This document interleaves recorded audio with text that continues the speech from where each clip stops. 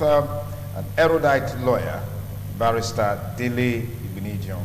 Of course, so much to talk about him, but most importantly, we'll be looking at the recent nullification of the waste management law in Edo State and its implications.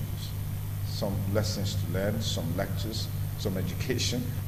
Some say part of the challenges why people go away with a culture of impunity is that often than not, you don't have people who would test a law and its validity before a court of competent jurisdiction. And most time when that happens, you just see a vista of hope coming to the fore. That's exactly what some say happened with the Edo State Waste Management Law. Recently, that law was nullified, and nullified along it was the existence of waste managers, collection of waste and all of that. Well, we have in the studio one man who saw through this whole process from the beginning to the conclusion.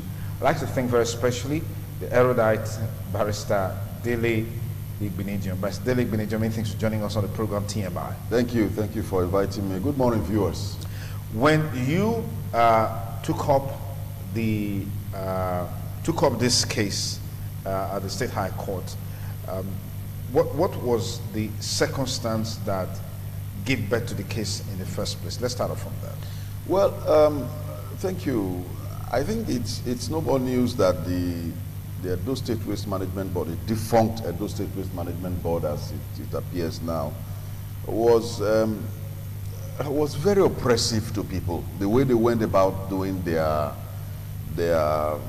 thing. Lots of people will get arrested, get charged to the courts, the mobile courts, no legal representation, no opportunity to present their case, and they'll be sent to prison if they don't pay immediate fines immediately. Okay. Some women, were plucked out from their suckling their children and sent to prison. And there was a particular case of a client who ran to us. He had just gone out, only to come back to find that his 3 children were at home. The last was 4 months old. Their mother was nowhere to be found. He later found her in the prison. While she came out, these people grabbed her, took her to Rokota Hall. Before she knew it, she was in prison. Just like that? Just like that. The particular case of, Mr. Johnson and his daughter, this fellow who was their waste manager, they got to know him when he brought a bill. They looked at the bill and who is this? So they phoned him up and he said, I'm the government accredited waste manager to your area. And they were like, he has sent them a bill for like 2 years, like backlog of 2 years. And they had never seen him before. Come to collect the waste? They had never seen him. They didn't know who he was. And even in the documents he deposed to in court, he said he didn't know my client. He'd never met with the guy except, when the man would come to pay, after a while, the man, when the pressure was too much, the man said, okay, you know what? I don't want problem. You are not collecting waste. I've got a bakery where I use all these combustible materials. I put them in. I use wood. I use all these things. So, okay, I don't want problem. I'll just be paying you 5,000 naira a month. For doing nothing? Just so that I don't have to go to court, because he brings court papers. And the man doesn't want to go to court. So the payment was done officially. It's not as if he gave him a bribe in the corner. He paid him officially. On another occasion, he brought him the court paper. The man went to court at Saple Road and paid them in the court. Others were also paying to settle their cases. He also paid and went away. But the man got greedy. Increased. That's the waste manager. The waste manager now increased, and my client wrote to the board on 2 occasions, copied the waste manager, ensured the waste manager signed for his copy, where he remonstrated that this man, you are not collecting waste, but I'm paying you just to keep, and yet you are putting too much pressure on me. Nobody from the waste board even bothered to acknowledge the letter. Nobody contacted him. They still charge him to court. So on this particular day, the wife was bedridden, she had stroke. He was the one primary carer for the wife. So he was to go to Port Harcourt for business. So he called his daughter from Ekboma. She was at AAU. He said, please, can you come home? I need to travel tomorrow morning. Come and take care of your mom while I go for business. So the daughter came on the eve. Early in the morning, the man left for Port Harcourt. Fortuitously, that same morning at about 5, 6, these waste people came to arrest the man. When they got there, they found out the man traveled.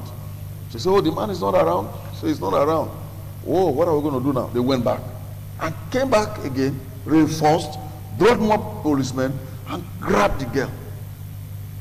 Just grabbed her. The girl was screaming, who are you people? The mother thought, because you know, early in the morning, they bust the door, they pushed the door in, kicked the door in, carried the girl, beatings and fists, her face was all swollen. Anyway, just to cut a long story short, they charged her before the mobile court, okay, presided over by Mr. Henye, and he convicted her in place of her father and ordered her to pay 96. Is that known in law? It's very wrong, but that was what these magistrates, their hands were tied. What else could they do? What else could they do? There is no defense, there is no lawyer, there is no, you know, you are there looking very harassed. They just plucked you like another person who I got a call from a lawyer in Lagos. I was in worry. Come and help my sister. The sister was a widow, or what do you call it now? A widow. Had about 4 children. She has a kiosk outside her house. So she went across the road to New Benin to buy wares for her shop. She was just, they grabbed her on the road, grabbed her and said, you are doing street trade. No, I'm carrying it to my house. They didn't even wait to the waste management court by Ted. Sentenced to pay 10,000 naira or go to prison. They have to pay? She had to pay. I called, the man was calling me. I called my people, you know, I was in worry. Yeah. We couldn't, she had already been sentenced. Yeah. What else could they do? It's to pay the fine. Or go to court. Or go to prison. Okay, or go to prison. Yeah, so you know, in this lady's case, they convicted her and sentenced her to pay 96,000 naira. And they called me up. I was tired. I just returned from abroad. I was jet lagged and resting. I look, I can from GRA to somewhere on Ramant Park, after Ramant Park. Just, can you manage to pay it, and then we'll deal with the issues, you know, thereafter. So thereafter, we filed the suit in court, challenging even the powers of the House of Assembly to have made such a draconian law, because the law was just very undemocratic. You can't have a situation where somebody is charged to court, no opportunity given for him to get a lawyer. The law itself fixes how much the magistrate has to. No flexibility, no discretion for the magistrate. Boom, that's it. You've got to pay it, you know. And these waste managers were never collecting waste. Never collecting waste. Well, let's say some of them were never collecting waste. Well, many, because I mean, I'm a lawyer. Yeah, I practice every day. Let's say some of them. Okay, some of them. Yes. Okay, let's be nice enough. Some of them. But you see, the problem was this, and I think it was a problem that was set up, you know, to be a problem, you know, from beginning. The role of the waste manager, if you are given, say, the Oluku area, yeah, your job first is to go and enumerate the houses. All the houses there. All the houses there. Present that data to the waste board. The waste board will give it to, there was a special company set up in Government House for billing. So they will collect this data, impute it into the system. That's the data they will use to bill every month. So it's the job of the waste manager then to go and collect the refuse. There is no connect between the billing and the collection of the refuse. So if the waste manager did not collect refuse, these people don't know, but every month they will bring out bills. They will bring out bills. So this was where Mr. Johnson Igbinedion, my client, complained several times that this man is not doing this, and he's not the only one. Since this case, I have received like 500 text messages, and you know, people coming to the office and saying, look, this was their. In fact, they even went to the extent of arresting a woman who refused to give them waste. A man built his house in 2016. He was billed from 2015 for waste. I mean, all kinds of things. Indiscrepancies. And government did not address this because they saw it as a major revenue stream. As long as the money is coming in, everybody's happy. But that is not the essence of government. Okay, let's look at the nullification itself. Yes. What was the grounds for the nullification? Well, the major ground was that we're in a federalism. There's a federal government with powers, State government with powers, local government with powers, functions that are constitutionally defined. Waste collection, refuse disposal is the responsibility of the local government. The local government is the only tier of government that has the powers to deal with refuse disposal. The state government didn't have the powers. So making a law, the House of Assembly making a law and creating a body at the state level, giving the state government the power to collect refuse, dispose of refuse, charge for refuse, etc., was totally wrong. Very unconstitutional, very illegal. That is the basis of the judgment. That it is the local government that can. I mean, you just had the Norgate chairman here. You heard him talking about, oh, the governor is nice to them. He says he's going to pay them. Should that be the response? Does the federal government come to the state and say, you know, I'm going to be nice to you. I will help you arrange your pension scheme. I'm not knocking anybody. I get it. But I'm just, let's just, you know, these are realities. The essence of the local government is to enable the local government to survive as a tier of government. Street naming, cemeteries, motor parks, refuse disposal, radio licenses. All of these things are supposed to be, you know, IGR schemes for the local government. But it looks like that has been taken over. It's been taken over completely. In fact, Edo State is even good. In Lagos State, the Lagos State government made a law, the House of Assembly made a law. We are going there, it's our next target. Made a law and legislated that a company called Visionscape will be in charge of refuse disposal in the state. In other words, they're not just talking about licensing different people.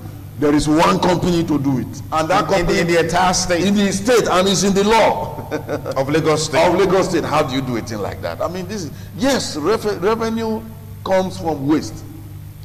That is why the Constitution says local government should do this so that they can also get revenue.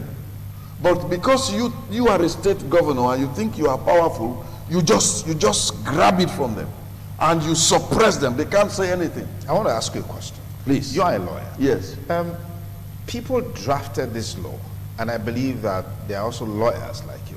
Is it that they didn't know that this responsibility of waste collection, waste management as it were, is a responsibility of the local government, or were they playing to the gallery? What may have informed this law coming into existence in the first place? Well, you are putting me on the spot because, you know, I try to be politically correct sometimes, you know, but the reality is that most of the members of the House of Assembly, with all due respect, how many actually bother to read the Constitution? They are expected to have 8 legislative aids, but if you go around there, you find out the aids selection thing, because of our peculiar environment, becomes a way of political patronage. So it's okay, you bring me one person. So at the end of the day, the job is not done. I mean, look, I'm going to knock, okay, let me knock the House of Assembly 1 minute here. Go to the Edo State House of Assembly. The library of the House of Assembly, the library, is at the legislators' quarters on Ihama Road. Far from where the main business of legislating is there. So the library is seen as, you know, as an irritant. Take it somewhere else. Where do the members go to study? Where do you read? Not reading. So that is the problem. When we are choosing members of the House of Assembly, we're not looking for people who can make laws. The Nigerian people are looking for people who can bring benefit, dividends of democracy. That's all. They forget that the laws that these people make are going to affect you. That is on one side. On the other hand is, we are grateful, you know, again to the shame of the House of Assembly in Edo State. With all due respect to them, they are all my friends. They rejected financial autonomy. Now that there is financial autonomy and when it's implemented, you find that to an extent they will be removed from the apron strings of the executive. But when the executive brings, this bill was an executive bill, the bill that became this waste management law. So when the executive brings these things, they can't look at it dispassionately because, you know, their hands are tied. Yeah, their hands are tied. When we were in the House of Assembly, when I was a member of the House of Assembly, I would speak my mind. I wasn't very popular. But I think Paul in Galatians chapter 9 said, look, if chapter 1, I think verse 10, you are the pastor, says if I'm trying to be popular with men, I won't do what God has asked me to do.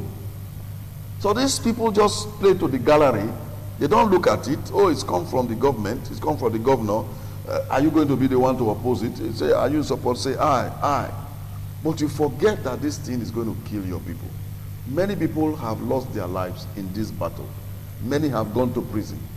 A retired judge in this state was in his house when they carried his guard, his security guard, for not paying waste. The judge was inside. He didn't know. They just got to the gate, knocked on it, just carried him guard. He's the occupier of the building. They carried him out. The man found him in prison. They left the judge bare. Nobody at the gate. A retired judge in this state. So these are the problems. But fundamentally, maybe the complaint would not have, nobody would have minded if they were going about it, you know, in the proper manner. Maybe nobody would have minded. Okay. I mean, if when they came to my client's place, he was paying. Maybe they were a bit more civil. They were more civil. Instead of grabbing the daughter, that, you know, you can beat a man up. Okay, I'll take a short break now, then I'll be back. 2 questions. Maybe you just need to brood your mind on it. At the time you initiated this process on behalf of your client, was there any glimmer of hope that it was going to come to this? That's one. Then 2, now with the nullification in place, what does it mean?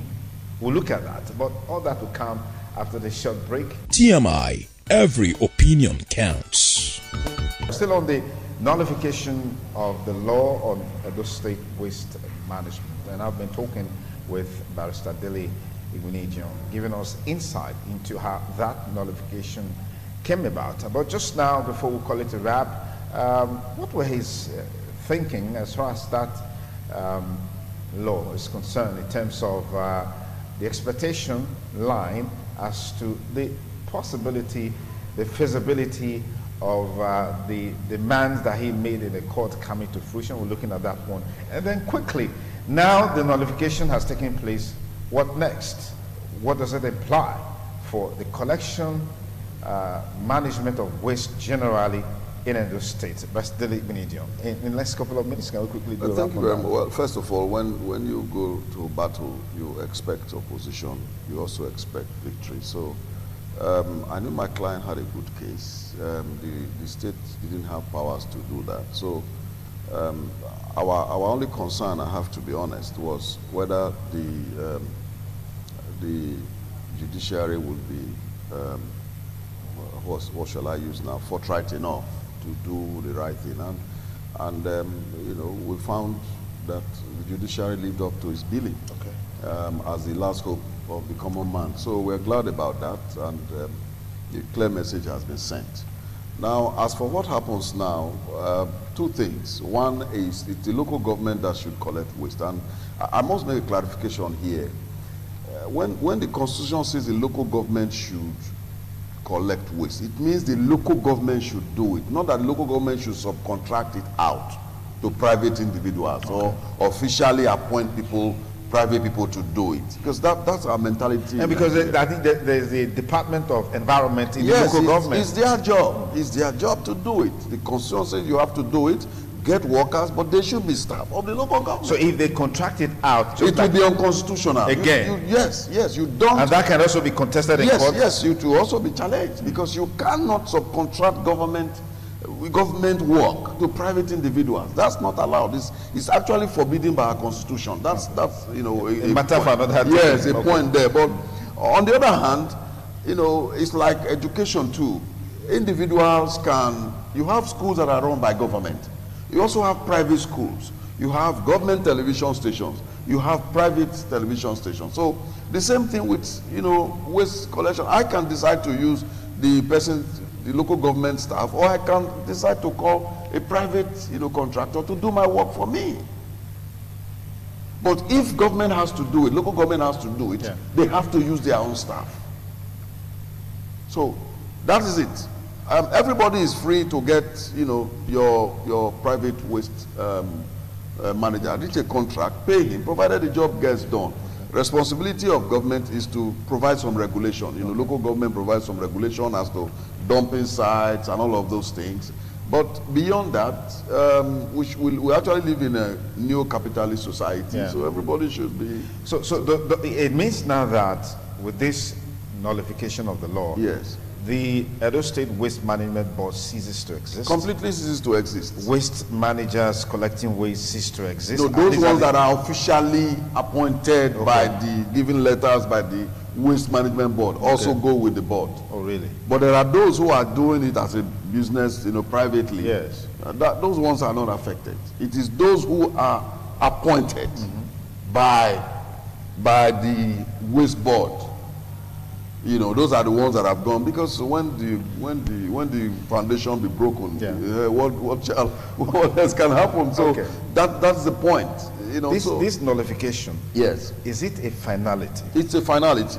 It's a finality. Give us the insight from the position of the law. Well, the position of the law is the court has delivered a judgment. It remains valid and subsisting until peradventure is set aside on appeal. But I mean, the Secretary of State government came out with a statement saying they are studying it, they are thinking of appealing. I would discourage them very strongly from that, because it's a non sequitur. It's a no, I mean, what are you going to say on appeal? That your constitution is wrong or what? I don't know. But again, that is the point. But for now, that is the position. The waste board is gone, and no government should not spend any money on any staff of the board, because that again will be illegal. We will ask them for disclosure if they spend any money there, and we will of course take it up. And it will of course be a criminal offense for government or any government official to spend money on a board that has been nullified, or staff of those people that have been nullified. So that is that. Now I understand that there are people who have been given bills by these waste managers, but I mean, look, you've been nullified. Sorry, your existence on its own ab initio was even wrong. You had no right to be collecting waste. You had no right to be giving people bills. So, and I get the point. People are saying, okay, so is everywhere going to be smelling now in Benin? I mean, I have driven through Benin. I know where it's smelling, because in reality, many of these government-accredited waste managers were not doing the job. It was the private ones that were doing it. So each household can arrange their own waste disposal, and then government arrange the proper dumping site. Let's do things properly and in accordance with the law. And in accordance with the law.